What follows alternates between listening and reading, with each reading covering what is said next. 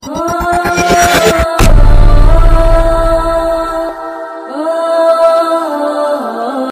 আলাইকুম রহমতুল্লাহি ওয়া বারাকাতুহু। প্রধান নির্বাচন কমিশনার শেখ হাফেজ আব্দুস সামাদ মাদানী এবং তার সহকারীগণ, ইঞ্জিনিয়ার ইলিয়াস সাহেব এবং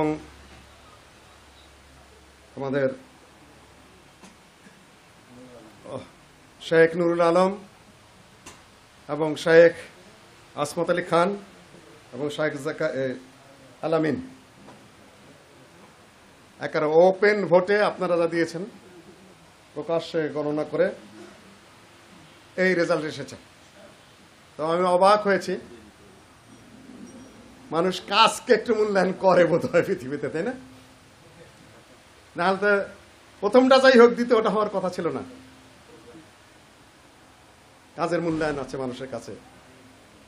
যেটা হয়েছে, অন্যটা যেটা হয়েছে সেটাও আলহামদুলিল্লাহ, কিন্তু সংখ্যাটা হয়তো আমাদের জানানো ঠিক হয়নি, কে কত ভোট পেয়েছে। এখান থেকে চাপাচাপির জন্য এটা বলা হয়েছে, ওটা না বলা ভালো। তো যা হয়েছে, আমাদের জন্য যোগ্যতাও লাগবে, কাজও লাগবে। আপনারা কাজ করবেন, কাজের মূল্যায়ন মানুষ করে। যে দুইজন নির্বাচিত হলেন তারা পরবর্তী কমিটি গঠন করবেন। আর যে দুইজন নিজের থেকে, একজন আমাদের ফুরকান, হাফেজ ফুরকান, এবং তার আগে তৌহিদ, আমাদের জয়েন্ট সেক্রেটারি সাহেব, এবং এখানে যেহেতু আমরা সংখ্যা বেশ কয়েকজন আছি মাতৃ সংগঠনের, বাংলাদেশ আহলে জামাতের, এরা দুইজন, তাদের পদাধিকার এমনিতে আমরা মাতৃ সংগঠনে তাদেরকে এই মুহূর্তে ইনক্লুড করলাম। সাধারণত পদাধিকার বলে, সাধারণ এটা ট্রেডিশন আর কি, যিনি সভাপতি থাকেন তিনি পদাধিকার বলেই সুরায় ঢুকে পড়েন। এ নিয়ে সাধারণ নির্বাচন করতে হয় না। সম্ভবত উভয়কেই মসজিদের সুরায় চলে আসবেন এবং আমাদের কর্ম পরিষদের একটা তাত্ত্বিক সিদ্ধান্ত নিতে হবে ওনারা কবে কার্যকরী কমিটিতে কখন কিভাবে ঢুকবেন। কাজে এই ছাত্র সংগঠনই হলো আমাদের মাতৃ সংগঠনের মূল ফ্যাক্টরি। ওখান থেকে যারা কাজ করে বেরিয়ে আসবে, অটোমেটিকে তারা মাতৃ সংগঠনে ঢুকে পড়বে। আর তাদের মেধা, প্রজ্ঞা এবং অতীত কর্ম অনুযায়ী তাদের পোস্ট পজিশন দায় দায়িত্ব দেওয়া হবে। এখানে কেউ ড্রেনে পড়বে না, কারো কাজ থেকে অব্যাহতি নেই। যেটা বইয়ের মধ্যে আমি লিখেছি, নেতৃত্ব এবং দায়িত্ব থেকে অব্যাহতি আছে, কিন্তু কর্মীত্ব থেকে কখনোই অব্যাহতি নেই। মৃত্যু পর্যন্ত সবাই কর্মী, মৃত্যু পর্যন্ত সবাই কর্মী। দায়িত্ব চেঞ্জ হতেই পারে। আজকে যে দায়িত্ব হলো, এটা শুধু দায়িত্ব পালনের জন্য মাথায় একটা বোঝা চাপলো, এইটুকুই। এর অর্থ এই না যে বাকি যারা তাদের কর্মীত্ব থেকে তারা মুক্তি পেয়েছেন, কাজের থেকে মুক্তি পেয়েছেন, না, কখনোই না। আর যারা সিনিয়র, যারা এবার দায়িত্বে আসতে পারেন নাই, তারা অ্যাডজাস্ট করা কঠিন হয়। তাদেরকেও আমরা খুব দ্রুত গতিতে, যেরকম সেক্রেটারি জেনারেল সাহেব সহ সিনিয়র যারা আসতে পারেন নাই, যত দ্রুত সম্ভব আমরা বাংলাদেশ আহলে হাদিস জামাতে ইনক্লুড করে নেব।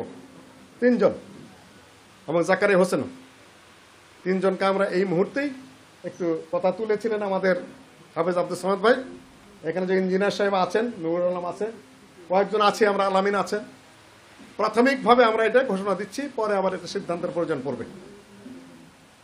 এখন বোধহয় আমরা শপথ শেষ করতে পারি নাকি?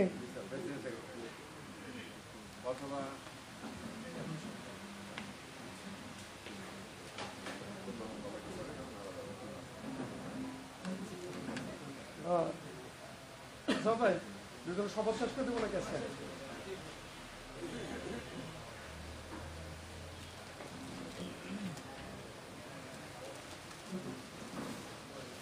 সহসভাপতি তো এখন করতে পারছো না তোমরা, মাগরিব পর পুরো শপথ অনুষ্ঠানটা করলে কেমন হয়? তোমরা তোমাদের ইচ্ছা সেটা। ওটা সবচেয়ে ভালো। আচ্ছা, ঠিক আছে।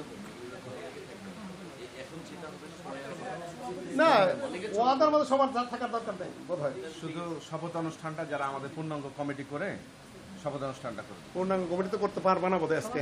সুপার 7 করতে হবে। সুপার 7 করতেই হবে। আচ্ছা, আর তোমাদের আমাকে তো মূল তত্ত্বাবধায়ক রাখা হয়েছে। এখন থেকে তোমরা আমার আগে যার সাথে পরামর্শ করবে, আমি আমার পক্ষ থেকে তৌহিদ বিন তোফাজ্জলকে কিছুটা দায়িত্ব ভাগ করে দিলাম, যেহেতু আশপাশে থাকে। ওর সাথে তোমরা পরামর্শ করো, আমি তো এখানে উপস্থিত আছি। কোথায় কি করা যায় তোমরা আলাদা কাজ করতে থাকো। আর অনুষ্ঠান পরিচালনা এখন থেকে তো না, এখন নির্বাচন হয়ে গেছে, এখন সভাপতি এবং সেক্রেটারি।